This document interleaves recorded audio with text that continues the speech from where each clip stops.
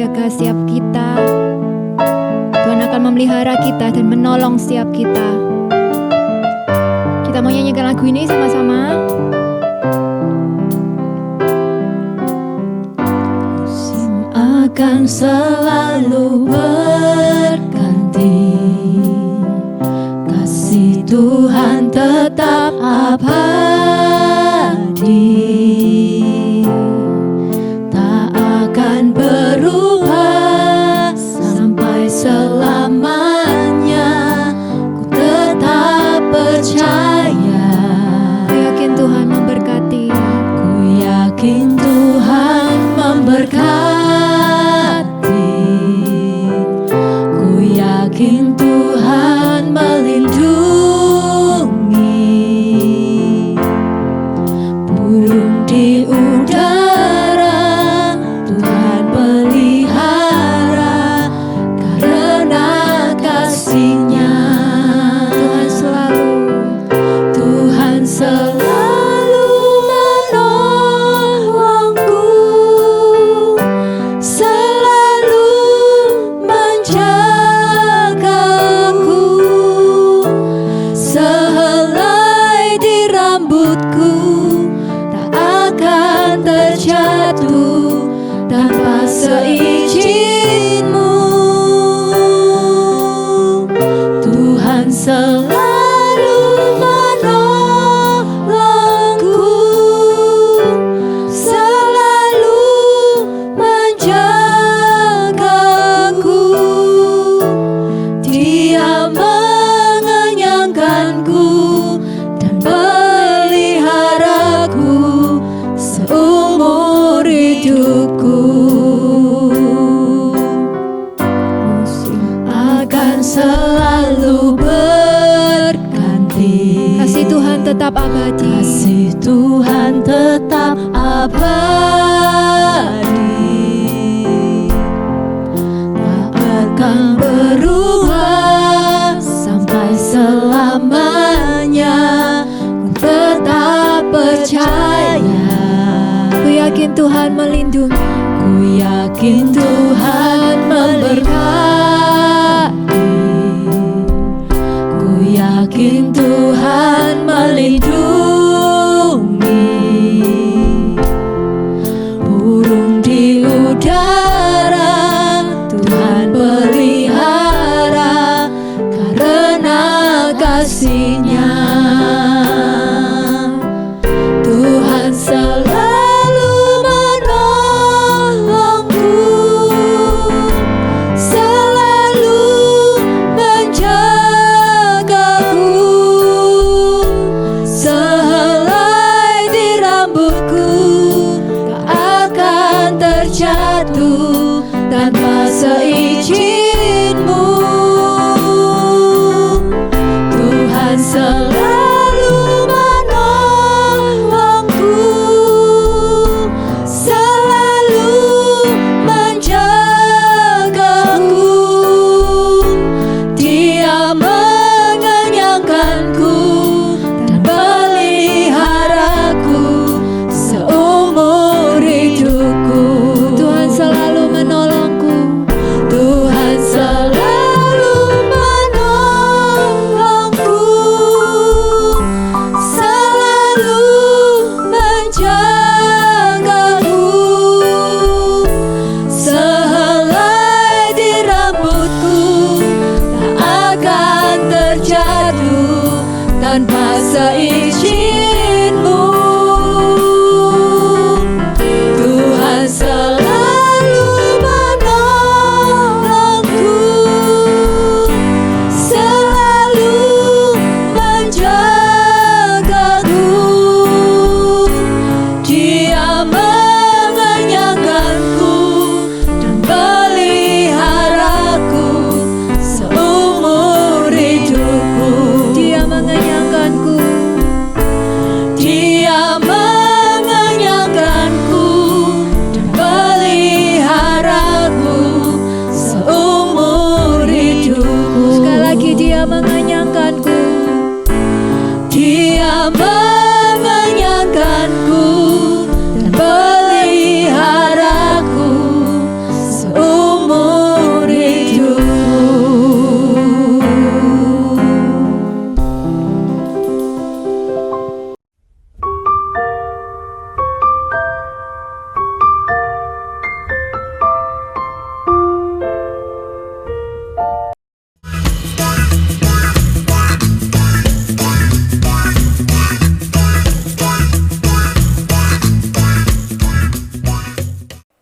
Shalom anak-anak, puji Tuhan. Om senang sekali pada hari ini kita semua bisa beribadah di dalam acara Bible Study for Kids.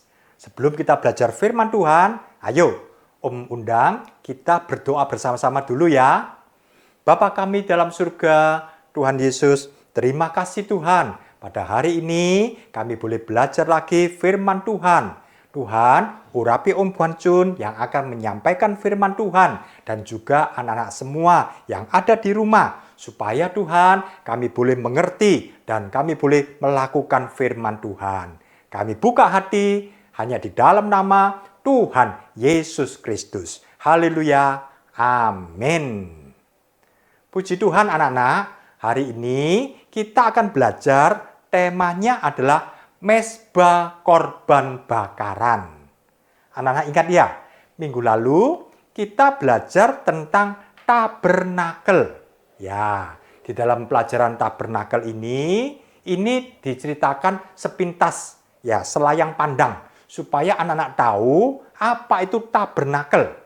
Tabernakel juga disebut juga kemah sembayang atau kemah suci. Nah, anak-anak tidak perlu bingung ya, ini adalah perintah Tuhan untuk orang Israel membangun bait suci atau kemah sembayang. Ayatnya ada di dalam Keluaran 25 ayat 8. Bunyinya demikian. Dan mereka harus membuat tempat kudus bagiku, supaya aku akan diam di tengah-tengah mereka. Jadi, bait suci atau kemah suci ini dibangun supaya Tuhan bertakhta ada di tengah-tengah orang Israel. Nah, bentuknya kira-kira seperti ini anak-anak ya. Ini adalah kemah suci yang ada di padang gurun yang dibuat oleh Musa. Musa mendapatkan perintah dari Tuhan dan juga desainnya dan Musa melaksanakan. Ini menjadi pusat ibadah dari orang Israel selama dalam perjalanan menuju tanah Kanaan. Nah, ini gambar yang lebih besar untuk kemah sembayang atau kemah suci. Ini, anak-anak, yang garis kuning ini adalah batas dari kemah suci. Nah, anak-anak bisa lihat ya, itu ada pagar halaman, ya, bentuknya kain warna putih. Nah, ini memang bongkar pasang. Karena itu anak-anak bisa lihat ada tali-talinya di situ. Jadi kalau orang Israel itu akan pindah, berjalan, maka kemah suci ini dibongkar. Kalau tiang awan, tiang api berhenti di satu tempat, maka akan dipasang lagi. Nah, ini ada halaman. Untuk masuk dalam halaman ada yang namanya pintu gerbang. Dan di dalam halaman ada dua peralatan yang penting. Peralatan yang penting adalah mezbah korban bakaran. Nah, hari ini kita belajar mezbah korban bakaran.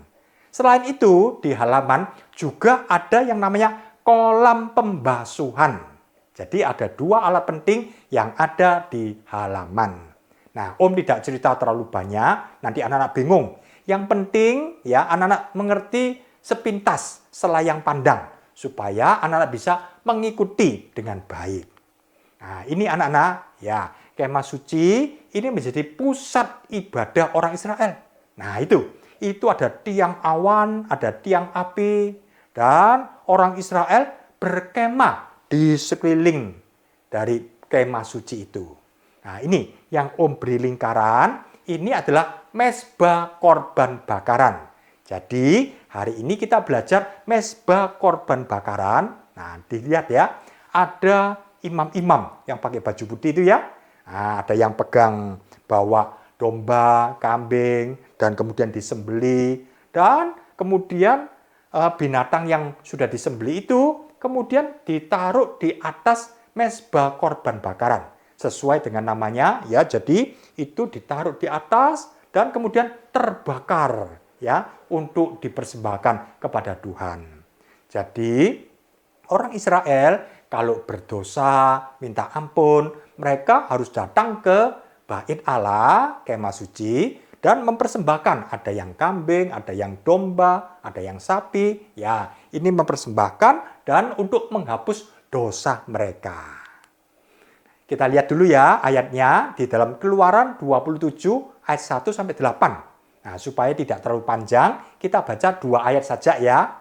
Di dalam ayat pertama bunyinya adalah, haruslah engkau membuat mezbah dari kayu penaga. 5 hasta panjangnya, 5 hasta lebarnya, sehingga mezbah itu 4 persegi, tetapi 3 hasta tingginya. Ayat 2, haruslah engkau membuat tanduk-tanduknya pada keempat sudutnya. Tanduk-tanduknya itu haruslah seiras dengan mezbah itu. Dan haruslah engkau menyalutnya dengan tembaga. Kita lihat ya, ini adalah gambaran dari mezbah korban bakaran. Panjangnya tadi dikatakan 5 hasta. Ya, kurang lebih 2,5 meter. Besar ya. Kemudian lebarnya juga 5 hasta. Jadi 2,5 meter atau hampir 2,5 meter. Kalau anak-anak belajar di ilmu matematika ya, 5 hasta, 5 hasta. Berarti sisinya sama. Itu namanya bujur sangkar. 4 persegi bujur sangkar. Sedangkan tingginya 3 hasta. Ya, kalau 3 hasta kira-kira seperti dadanya Om lah, setinggi inilah kira-kira. Cukup tinggi ya. Jadi cukup tinggi dan cukup lebar. Ini mezbah korban bakaran. Kemudian di 4 sudutnya itu ada tanduk. Ada 4 tanduk. Ya, tanduk-tandukan dibuat di setiap sudutnya. Kemudian ada lagi tongkat. Nah, itu ada 2 tongkat. Gunanya untuk apa? Untuk diangkat. Jadi kalau tiang awan, tiang api berpindah, maka orang Israel ya harus berpindah juga. Imam-imam juga harus membongkar kemah suci itu. Nah, kemudian mereka akan pindah, berjalan sesuai dengan pimpinan dari tiang awan, tiang api. Termasuk juga mezbah korban bakaran ini diangkat oleh 4 orang.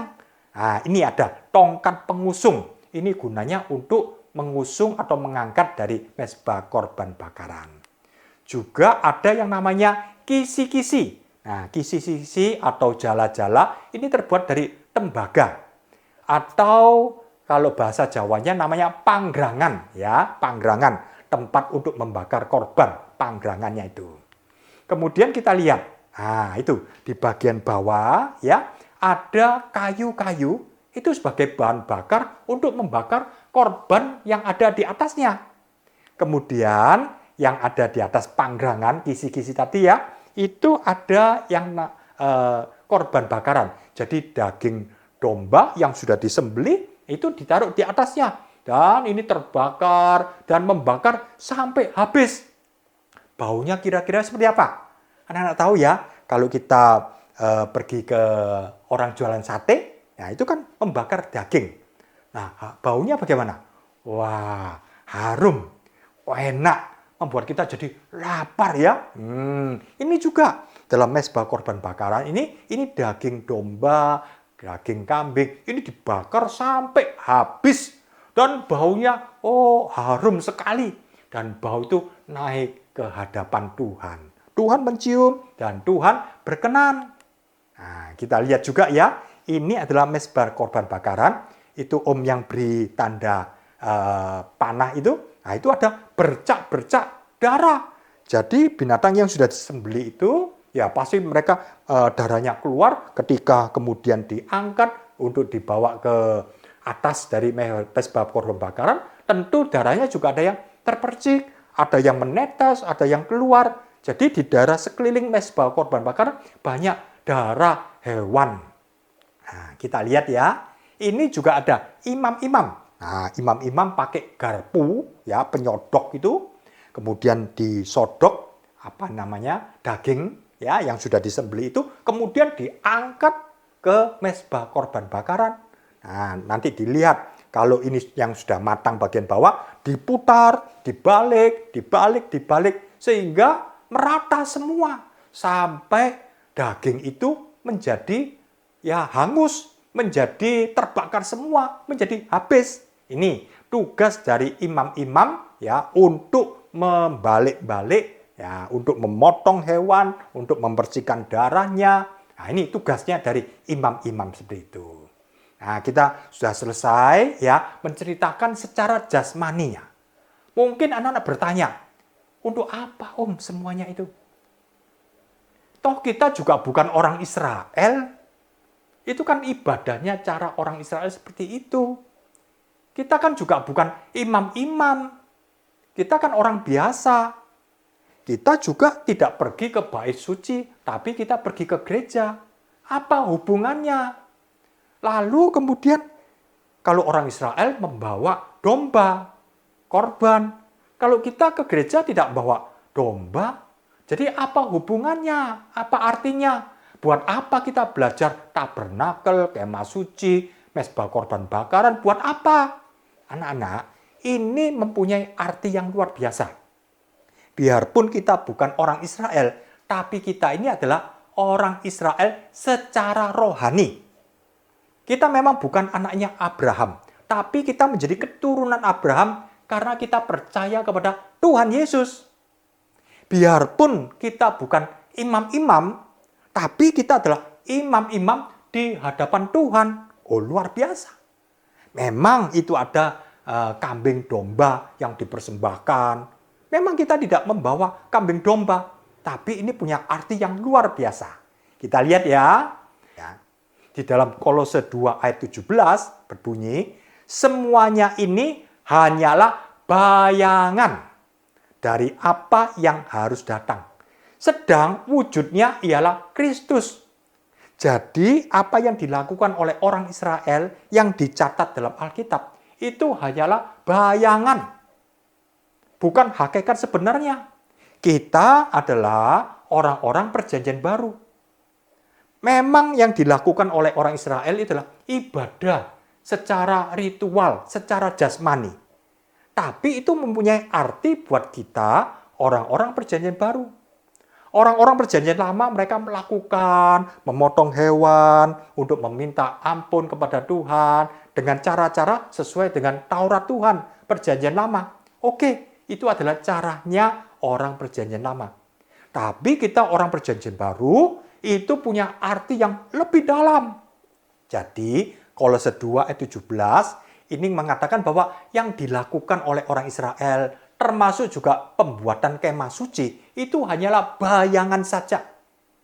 Sedangkan bagi kita orang perjanjian baru, ini punya arti secara rohani. Oleh karena itu, kita tidak kemudian bawa domba, kita tidak kemudian seperti imam-imam itu. Tidak, anak-anak, tapi secara rohani. Oleh karena itu, kita akan melihat arti secara rohani. Supaya anak-anak mengerti bahwa ada hubungan yang erat antara perjanjian lama dan perjanjian baru. Kelihatannya perjanjian lama secara jasmani. Tapi kalau artinya itu dibuka, luar biasa. Kita lihat ya, tadi orang Israel membawa domba. Nah, dombanya disembelih dan kemudian dagingnya ditaruh di mezbah korban bakaran. Jadi kalau mereka melakukan kesalahan, ada dosa, mereka minta ampun. Caranya bagaimana? Mereka membawa domba. Dombanya disembelih, darahnya tercurah, dan kemudian daging domba itu diangkat ke mezbah korban bakaran. Nah, ini sebenarnya punya makna yang dalam sekali untuk kita orang-orang perjanjian baru. Apa artinya Ya, kita lihat ya, bahwa ini sebenarnya yang dilakukan oleh Tuhan Yesus. Tuhan Yesus turun ke dunia ini menjadi putra manusia Yesus. Dan Yesus sampai di atas kayu salib. Darahnya tercurah untuk mengampuni kita. Nah, jadi mezbah korban bakaran ini cerita tentang pengampunan. Sedangkan Yesus dalam perjanjian baru ini menceritakan pengampunan dosa juga. Oleh karena itu, mezbah korban bakaran ini menceritakan dua hal. Yang pertama menceritakan tentang pengampunan dosa. Karena Yesus itu adalah anak domba Allah. Ya, jadi Yesus itulah anak domba Allah. Kalau orang Israel membawa domba, tapi dalam perjanjian baru, Yesus itulah anak domba Allah. Ini tertulis di dalam Yohanes pasal 1 ayat 29. Kita baca ya. Pada keesokan harinya, Yohanes melihat Yesus datang kepadanya. Dan ia berkata, "Lihatlah anak domba Allah yang menghapus dosa dunia." Anak saya lihat ya, satu persamaan. Kalau di perjanjian lama, anak domba. Dalam perjanjian baru, Yesus adalah anak domba Allah. Kalau dalam perjanjian lama, itu darah binatang ya, menutup dosa. Tapi dalam perjanjian baru, darah Yesus itu menghapus dosa. Oh, luar biasa. Jadi Allah ya mengutus Yesus menjadi anak domba Allah untuk menghapus dosa dunia. Oh, luar biasa. Anak-anak kalau lihat bahwa artinya begitu dalam dan begitu indah. Juga di dalam 1 Petrus 1 ayat 18-19 dikatakan, "Sebab kamu tahu bahwa kamu telah ditebus dari cara hidupmu yang sia-sia, yang kamu warisi dari nenek moyangmu. Dan itu bukan dengan barang yang fana, bukan dengan perak, dan bukan dengan emas." Ayat 19, "Melainkan dengan darah yang mahal, yaitu darah Kristus, yang sama seperti darah anak domba, yang tidak bernoda dan tidak bercacat." Oh, luar biasa. Sama seperti orang Israel, kalau milih domba, ya tidak sembarangan kemudian semua domba dipersembahkan. Tidak boleh, harus dicek. Tidak ada cacatnya, ya bulunya yang paling mulus, ya tidak ada cacat sedikit pun, ya pokoknya sempurna. Baru itu dipersembahkan kepada Tuhan. Nah, Yesus inilah anak domba Allah yang tidak bercacat celah, tidak bernoda. Yesus tidak berbuat dosa. Selama di muka bumi, selama menderita, memikul salib, sampai mati di atas kayu salib, Ibrani mengatakan bahwa Yesus dikenai semua kelemahan-kelemahan, godaan-godaan. Tapi Yesus tidak berbuat dosa. Oh, luar biasa. Sebagai putra manusia, tidak berbuat dosa. Maka itu layak. Yesus disebut anak domba Allah yang tidak bercacat celah. Oh, luar biasa. Inilah pengampunan yang Yesus lakukan. Sama seperti mezbah korban bakaran itu. Cerita tentang pengampunan dosa. Nah, itu Allah sudah lakukan itu. Pengampunan dosa. Lalu bagaimana dengan respon kita? Allah sudah menyediakan anak domba Allah, yaitu Yesus. Mengampuni semua dosa umat manusia. Tinggal bagaimana respon kita. Allah sudah menyediakan, bagaimana respon kita? Respon kita adalah pertama, membuka hati. Ini penting, membuka hati. Selama hati kita tertutup, ya berkat Tuhan tentang pengampunan ini tidak bisa kita terima. Pertama, kita buka hati. Kita lihat di dalam Wahyu 3 ayat 20 ya mengatakan, "Aku, Yesus ya, berdiri di muka pintu dan mengetok. Jikalau ada orang yang mendengar suaraku dan membukakan pintu, aku akan masuk mendapatkannya." Jadi, kita menerima Yesus dulu dengan membuka hati. Anak-anak mungkin mengatakan, "Om, saya ini kan sudah orang Kristen. Sejak lahir, papa mama sudah Kristen." Ya, betul. Puji Tuhan kalau anak-anak lahir dari keluarga Kristen. Bagus. Tapi secara pribadi, anak-anak harus buka hati. Biarpun anak sudah ke sekolah minggu, rajin, bagus. Tapi secara pribadi, anak-anak harus buka. Tuhan, aku membuka hatiku. Tuhan mengetuk pintu hati kita. Biarpun KTP kita Kristen, ya dari keluarga Kristen, tapi secara pribadi, ya silakan Tuhan masuk dalam hatiku. Dan selain membuka hati, kita juga mengakui siapakah Yesus itu. Di dalam Roma 10 ayat 9 sampai 10 dikatakan, sebab jikalau kamu mengaku dengan mulut bahwa Yesus adalah Tuhan dan percaya dalam hatimu, maka kamu akan diselamatkan. Jadi penting ya mengaku mulut kita, Yesus, Engkau Tuhan. Dalam hati kita juga percaya bahwa Yesus adalah juru selamat. Ini adalah bentuk pengakuan yang sangat penting, baik kepada Tuhan dan juga kepada orang sekeliling. Kalau kita percaya kepada Yesus sebagai Tuhan dan Juru Selamat. Dalam ayat 10, karena dengan hati orang percaya dan dibenarkan, dan dengan mulut orang mengaku dan diselamatkan. Jadi ini adalah satu titik yang penting. Biarpun kita dari keluarga Kristen, tapi ini satu titik yang penting bahwa kita mengaku Yesus. Hati kita percaya, mulut kita mengaku, maka kita dibenarkan, maka kita diselamatkan. Ini penting tentang pengampunan dosa. Kita mengakui Yesus sebagai Tuhan dan Juru Selamat, berdoa sendirian atau mungkin juga dengan teman-teman supaya mereka juga tahu bahwa aku ini percaya bahwa Yesus itu Tuhan dan Juru Selamat. Dan kita mengundang Yesus masuk dalam hati. Pastikan anak-anak semua membuka hati dan menerima Yesus sebagai Tuhan dan Juru Selamat. Jangan keraskan hati anak-anak. Enggak mau. Nanti aja, ditunda. Wah, saya masih senang dosa. Nanti aja. Nanti kalau sudah tua. Nanti aja kalau sudah mau mati. Jangan anak-anak. Kalau kita mendengar firman Tuhan, jangan keraskan hati kita. Kita lembut. Ya Tuhan, masuklah dalam hati kita. Selain itu, kita juga minta ampun anak-anak kepada Tuhan. Sebab dosa-dosa yang kita lakukan perlu kita akui dan kita minta ampun kepada Tuhan.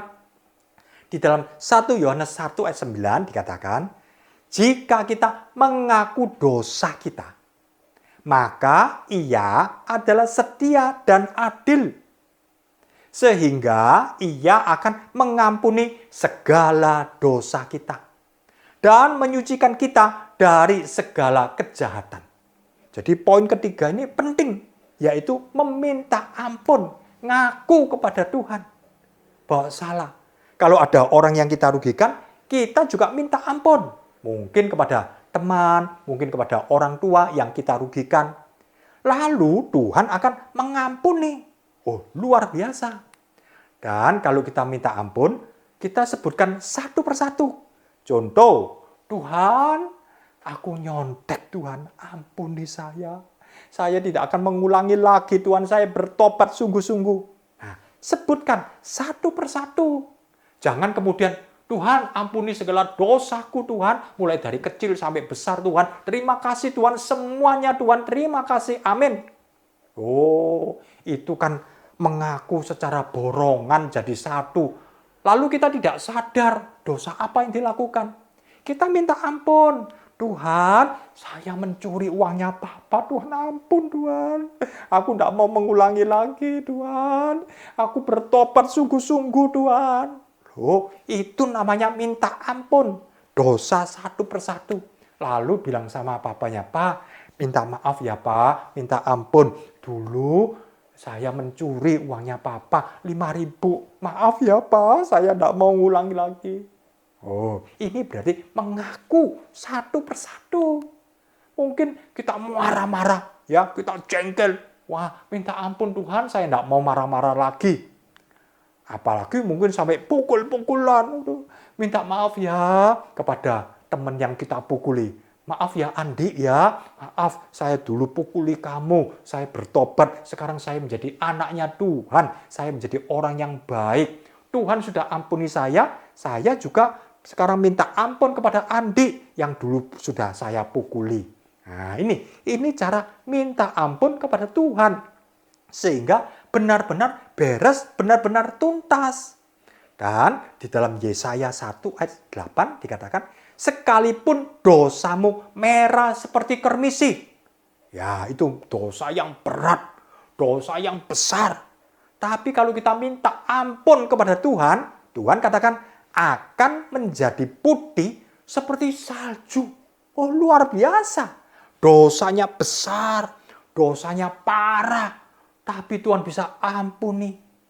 Sekalipun berwarna merah, seperti kain kesumba, merah pekat gitu ya. Rasanya sudah tidak bisa hilang. Tapi kalau kita minta ampun kepada Tuhan, darah Yesus, itu membuat kita akan menjadi putih seperti bulu domba. Oh, luar biasa. Begitu ajaib. Jadi di dalam pengampunan dosa ini begitu dahsyat darah Yesus. Sehingga darah Yesus itu mengampuni. Beda dengan darah domba dalam perjanjian lama ya. Itu darah domba itu hanya menutup dosa. Jadi misalnya ada dosa ya. Kemudian ditutup dengan darah binatang, darah domba. Nah, ditutup saja. Hakikatnya masih ada dosa ini. Tapi darah Yesus, darah yang berkuasa. Ketika kita minta ampun, dosa kita bukan hanya ditutup, tapi dihapus.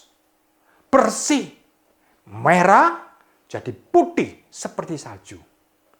Merah seperti kain kesumba, menjadi putih seperti bulu domba. Itu dahsyatnya darah Yesus, sehingga menyucikan kita benar-benar bersih.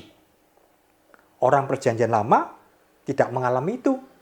Mereka mengalami itu ketika Yesus mati di atas kayu salib, baru mereka diampuni secara total. Istimewanya adalah orang perjanjian baru. Kita orang perjanjian baru mengalami pengampunan yang luar biasa. Karena itu jangan main-main. Oh, enggak apa-apa nanti diampuni. Itu berarti menghina darah Yesus. Kita harus menghargai. Ya, kita minta ampun kepada Tuhan, bertobat sungguh-sungguh, habis-habisan, tidak mau lagi berbuat dosa. Oh, luar biasa. Jadi, mezbah korban bakaran. Ini cerita tentang pengampunan dosa. Memang Yesus itu adalah anak domba Allah. Darahnya sudah tercurah. Dan dia sudah mati di atas kayu salib. Sedangkan respon kita harus membuka hati. Kita menerima Yesus sebagai Tuhan dan Juru Selamat, mengakui dengan mulut kita, percaya dalam hati kita. Dan yang ketiga, minta ampun dosa-dosa yang sudah kita lakukan. Jadi, mezbah korban bakaran itu ada dua hal. Pertama adalah pengampunan dosa. Yang kedua, ini juga penting, yaitu kelepasan dosa. Ini penting anak-anak ya. Jadi bukan hanya pengampunan. Pengampunan ini dahsyat. Pengampunan ini sungguh berharga, betul. Tapi juga harus ada kelepasan dosa. Nah, Om ceritakan ya, dalam kelepasan dosa. Yesus itu adalah pelepas dosa.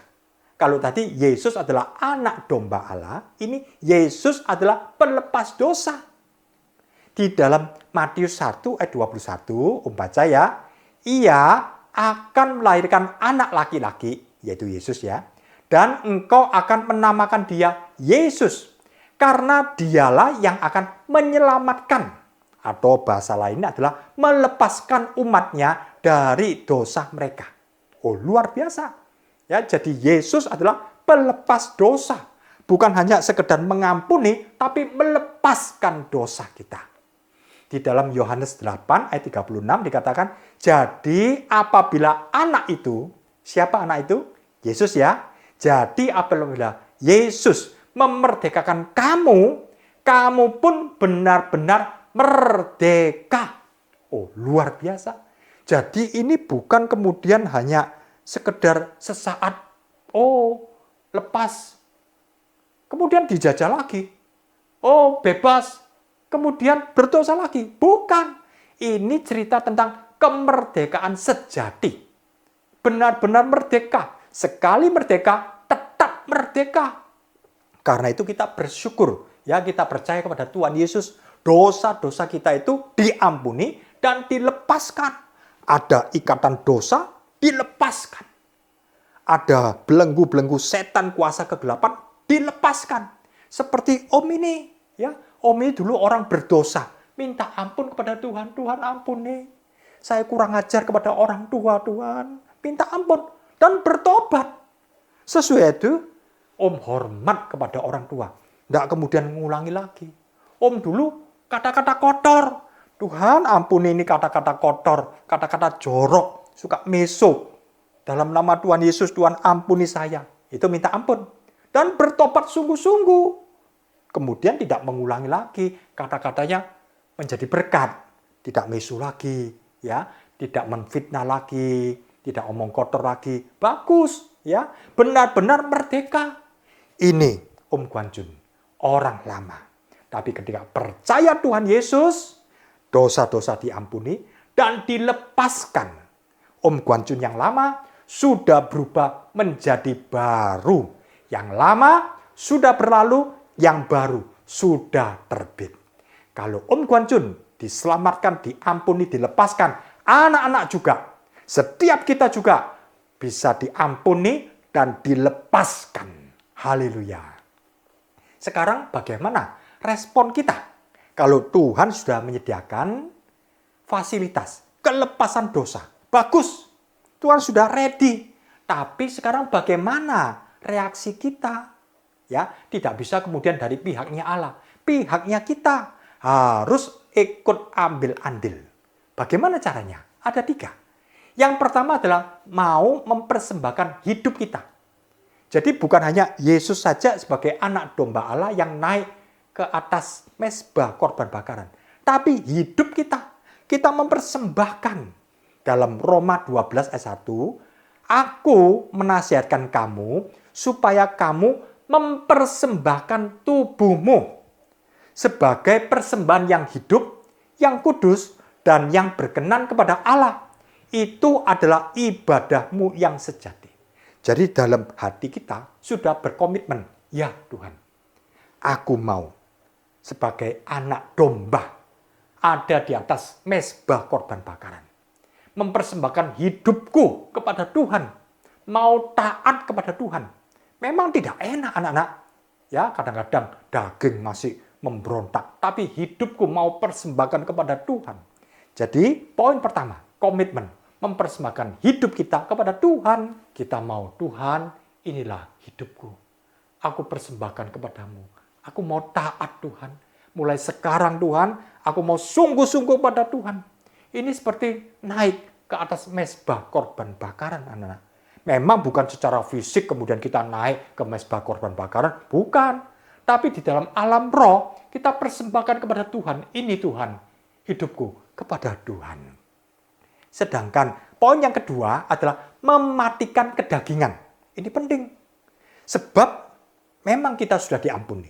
Tapi kita hidup di dalam tubuh daging ini. Dan tubuh daging ini menyeret untuk berbuat dosa.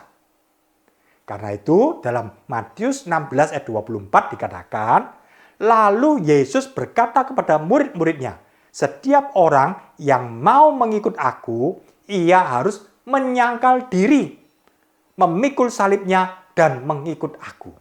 Nah, menyangkal diri itu apa, anak-anak? Menyangkal diri itu kepingin benci, kepingin melawan.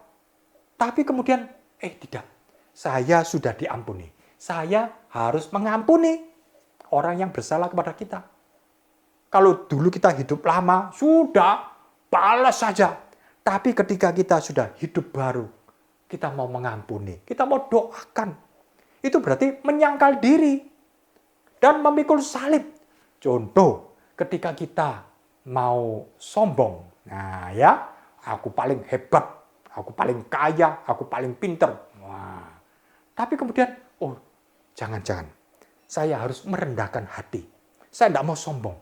Orang sombong akan direndahkan Tuhan.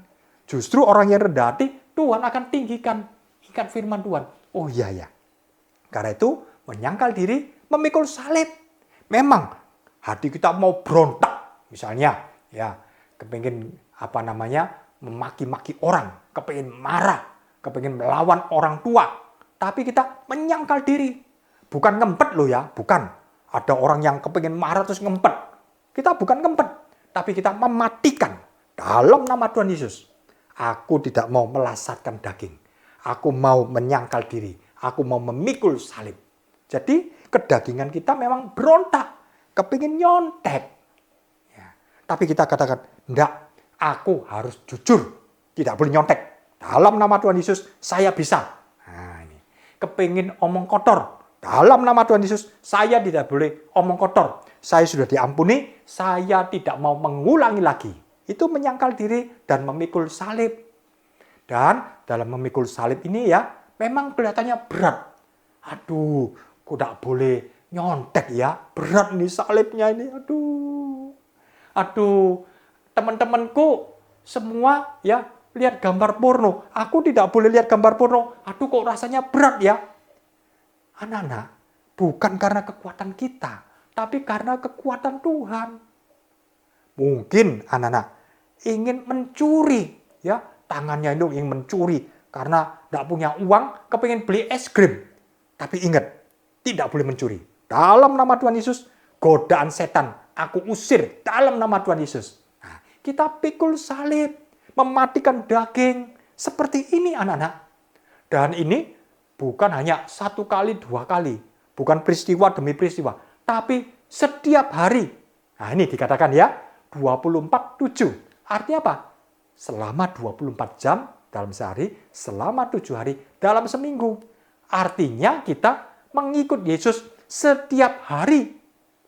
Dalam Matius 16 ayat 24 yang sudah kita baca, tadi kita katakan mengikuti aku setiap hari. Bukan pada waktu senang, ikut Yesus. Waktu susah, meninggalkan Yesus. Bukan. Ketika diberkati Tuhan, oh aku cinta Yesus. Ketika berkat belum datang, doa belum dijawab, ya sudah, tidak ke gereja. Nah, itu salah. Kita harus setiap hari mengiring Yesus. 24 jam dalam sehari, 7 hari dalam seminggu, terus-menerus, continue. Luar biasa. Seperti di dalam Imamat 6 ayat 9-23, ini cerita tentang mezbah korban bakaran, itu apinya itu harus tetap menyala. Nah, kita baca ya ayat 9. Korban bakaran itu haruslah tinggal di atas perapian, di atas mezbah, dikatakan semalam-malaman sampai pagi. Dan api mezbah haruslah dipelihara menyala di atasnya.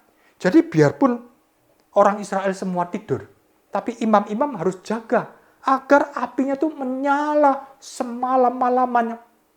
Waktu siang juga menyala terus. Tidak boleh padam anak-anak.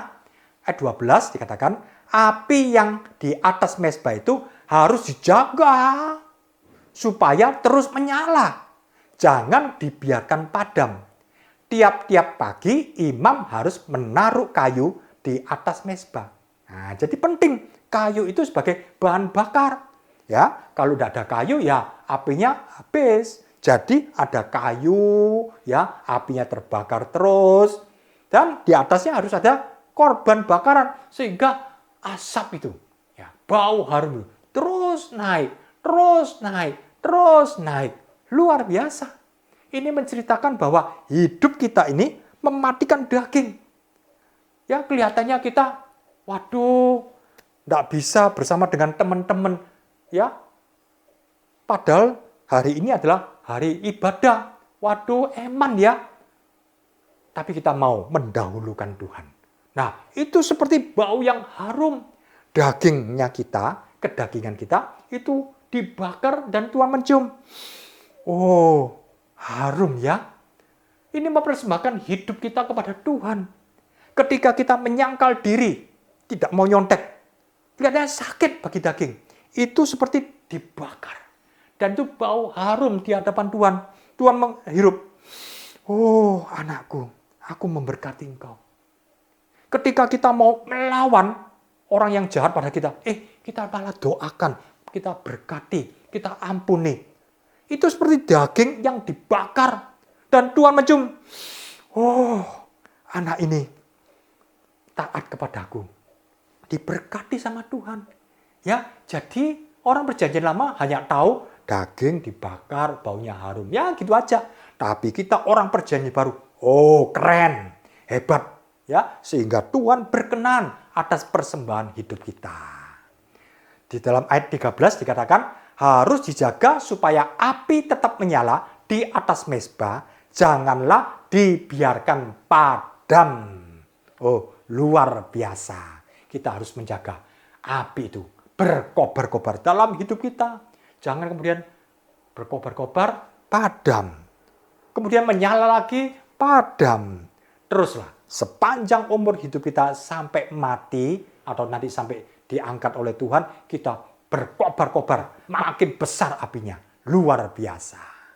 Nah ini, seperti ini ya, gambar. Oh ini lihat apinya. Apinya menyala terus ini, tidak pernah padam. Nah, biarpun ini terus kalau di video ini dinyalakan terus, ya tetap menyala terus.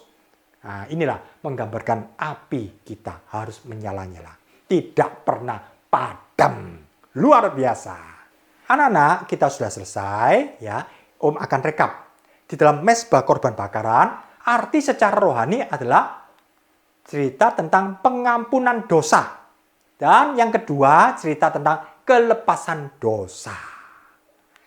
Kita lihat fasilitas dari Allah. Yang pertama, Yesus adalah anak domba Allah untuk mengampuni dosa seisi dunia. Dan Yesus adalah pelepas dosa yang sanggup membebaskan kita, memerdekakan kita. Luar biasa. Ini cerita fasilitas dari Allah. Sudah ready 2000 tahun yang lalu. Ini harus kita responi secara manusia. Tidak bisa kemudian, oh Yesus sudah mengampuni, ya sudah. Tapi butuh respon dari kita. Bagaimana caranya? Supaya kita diampuni, ya kita membuka hati. Untuk Yesus masuk dalam hati kita. Kita mengaku Yesus adalah Tuhan dan Juru Selamat. Dan kita minta ampun kepada Tuhan satu persatu dosa kita. Dan Tuhan ampuni. Bagaimana caranya? Supaya kita dilepaskan dosa kita. Nah, kita akan mempersembahkan hidup kita kepada Tuhan. Naik ke atas mezbah. Dan kita mematikan daging kita. Muncul, dimatikan. Ada keinginan dosa, disalibkan. Dan kemudian kita mengikuti Yesus setiap hari. Seringkali orang hanya tahu pengampunan dosa. Tapi tidak tahu kelepasan dosa. Akibatnya menerima Yesus. Diampuni. Oh bagus, senang, sukacita. Tapi besoknya jatuh lagi dalam dosa. Makin berat, makin banyak dosanya, makin besar dosanya. Lalu minta ampun kepada Tuhan. Tuhan ampuni. Ya Tuhan ampuni. Tapi tidak punya kelepasan dosa. Dagingnya membuat dia jadi marah. Dan dia emosi, marah. Dosa lagi. Kemudian ada godaan untuk mencontek. Nyontek lagi. Aduh, dosa lagi, tambah banyak, tambah besar. Tapi dia minta ampun pada Tuhan. Tuhan ampuni. Akhirnya terus siklus ini berjalan. Minta ampun berdosa, minta ampun berdosa. Ya lama-lama tidak bisa bertumbuh. Seperti orang sembuh, sakit. Sembuh, sehat, sakit lagi. Sembuh, sehat, sakit lagi. Mana bisa bertumbuh? Mana bisa kemudian menjadi dewasa? Orang ini menjadi sakit-sakitan. Tidak bisa beraktivitas dengan baik. Tapi kalau kita sehat, selalu sehat. Oh, luar biasa. Kita bisa bertumbuh secara jasmani. Demikian juga secara rohani. Kalau rohani kita sehat, kita bisa bertumbuh. Karena itu kita lihat dalam mezbah korban bakaran. Cerita tentang dua hal. Apa? Yang pertama adalah pengampunan dosa. Yang kedua adalah kelepasan dosa. Dan ini merupakan satu paket. Jangan separuh-separuh. Satu paket menjadi satu kesatuan. Sehingga rohani kita bisa bertumbuh. Ini baru alat yang pertama dalam kemah suci. Ini yang akan kemudian membuat kita terus bertumbuh. Meningkat sampai sempurna.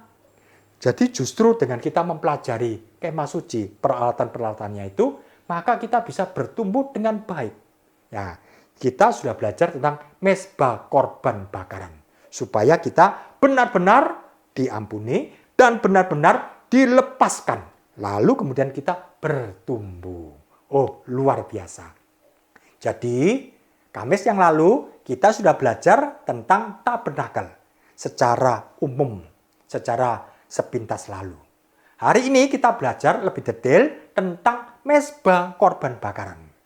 Nanti Kamis depan kita belajar tentang kolam pembasuhan.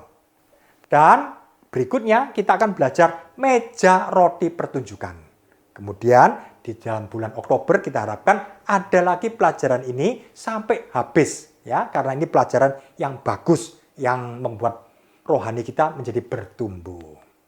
Anak-anak, kita sudah selesai. Ayo kita berdoa ya.